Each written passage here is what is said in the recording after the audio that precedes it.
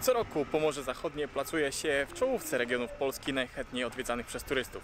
Większość z nich zmierza jednak bezpośrednio na północ, nad wybrzeżem Morza Bałtyckiego. Warto jednak zatrzymać się na chociażby dzień albo dwa w stolicy dawnego Księstwa Pomorskiego. A jak najefektywniej wykorzystać ten czas? Na to pytanie postaram się odpowiedzieć w tym krótkim wideo.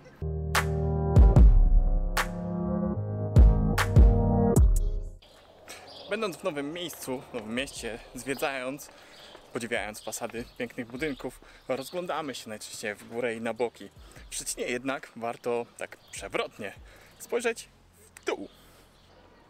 Bo to na dole właśnie, na chodnikach, mamy wymalowane pozornie tajemnicze, przerywane czerwone linie. Linie te wskazują nam przebieg miejskiego szlaku turystycznego, czyli pieszej trasy wyznaczonej w rocznicę 750. nadania Szczecinowi praw miejskich. Szlak ten ma długość około 7 km i łączy ze sobą mnóstwo spośród najcenniejszych i najbardziej interesujących atrakcji Szczecina.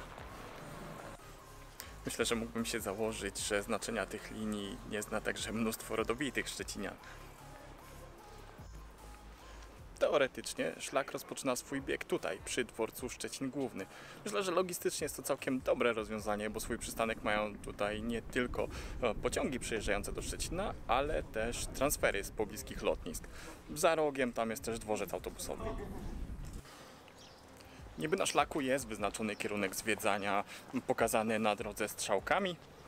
Oczywiście przyrastają też numery kolejnych atrakcji. Tak w praktyce szlak ma formę takiej zamkniętej pętli, więc można rozpocząć zwiedzanie w dowolnym miejscu, wybierając taki kierunek, jaki nam się tylko podoba.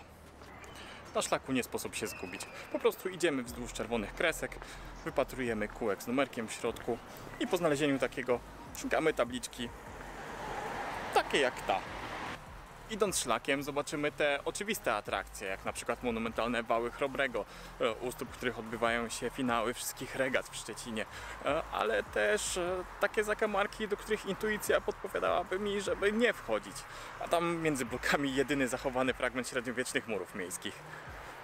Pomimo tego, że wycieczka szlakiem jest mega intuicyjna, bo wszędzie mamy tablice w 3 językach, polskim, angielskim, niemieckim, to przygotowałbym się jednak zawczasu i sprawdził, do którego z miejsc można wejść do środka.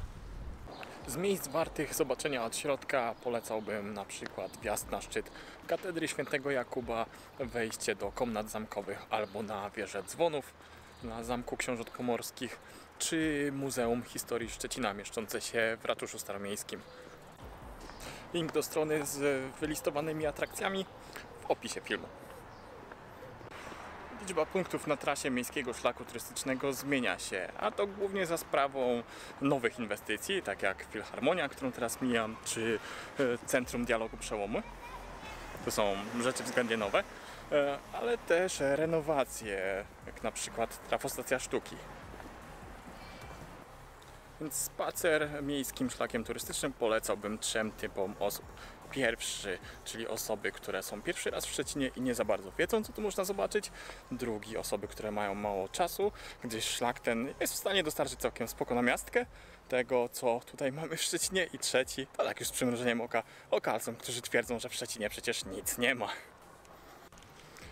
Jeżeli materiał Ci się spodobał, to absolutnie nic nie musisz robić. Ale przyciski YouTube'owe chyba są na swoim miejscu. Jakieś tam linki w opisie też, także coś tam klikać można.